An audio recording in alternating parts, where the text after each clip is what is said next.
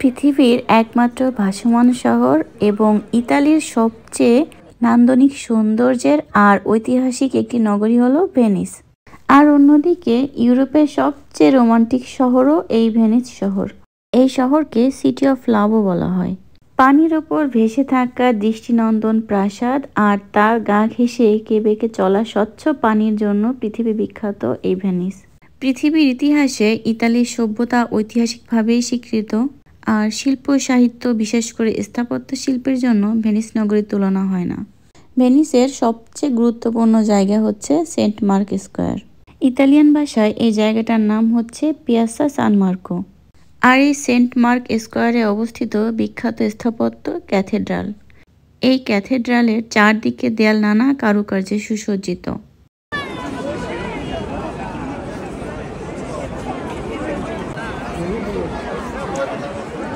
ঐতিহ্য অনুযায়ী ভেনিসে এক জায়গা থেকে অন্য জায়গায় যাওয়ার জন্য একমাত্র সঙ্গী হচ্ছে ছোট্ট ডিঙ্গি নৌকা। এছাড়া পর্যটকেরা এক জায়গা থেকে অন্য জায়গায় যাওয়ার জন্য ওয়াটার বাসও ব্যবহার করে থাকে।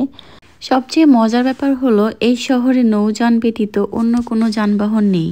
ভেনিসে বসবাসরত প্রতিটি পরিবারের নিজস্ব পরিবহন ব্যবস্থা হলো এই নৌকা। আর এই সুন্দর আকর্ষণীয় নৌকাকে কিন্তু এখানে বলে গন্ডোলা।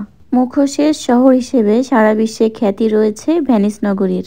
প্রতি বছর এখানে মুখোশের কার্নিভাল অনুষ্ঠিত হয়, আর এই কার্নিভালকে ঘিরেই বিভিন্ন রকমের মুখোশ তৈরি হয়।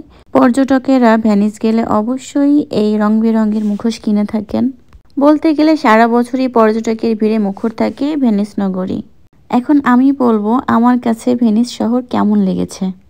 যদিও আমি একজন পাহাড় প্রেমী, আমার পাহাড় খুবই ভালো লাগে।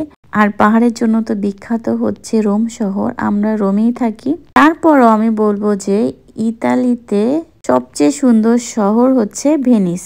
ভেনিসের প্রত্যেকটা বিল্ডিংয়ের এত সুন্দর কারুকার্য দেখতে খুবই ভালো লাগে, মনোমুগ্ধকর দৃশ্য বলা যায়। আর আমার যেটা সবচেয়ে বেশি ভালো লাগে সেটা হচ্ছে পানিতে যখন গন্ডোলাগুলো মানে নৌকাগুলো বাতাসে দোল খায়, ওই দৃশ্যটা দেখতে আমার খুবই ভালো লাগে। আমি নিশ্চিতভাবে বলতে পারি ভেনিসে যেই আসবে সেই ভেনিসের প্রেমে পড়ে যাবে।